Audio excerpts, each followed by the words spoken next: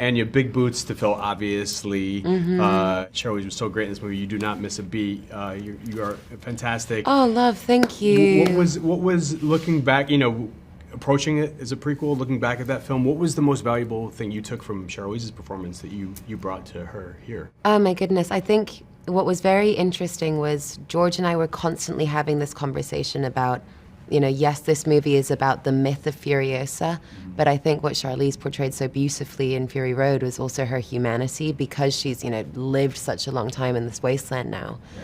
And so having that mixture was really important to me, and I think I wouldn't have maybe fought for it as hard had I not been so moved by Charlize. Chris, we could tell from his character alone that Dementus was going to be not the sweetest guy in the Wasteland, and you are amazingly demented in this movie and fantastic. Is it refreshing to play just a sadistic ass mother like this after all these heroes and noble types? It is for sure.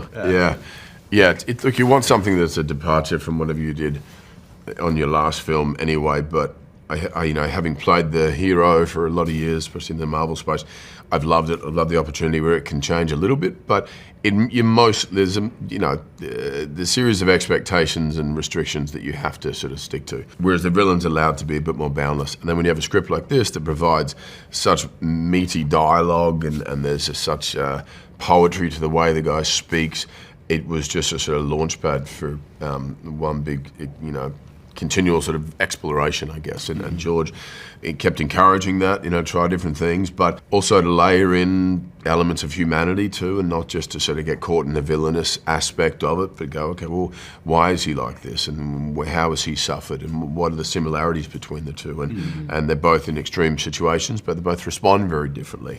But it was a hell of a lot of fun.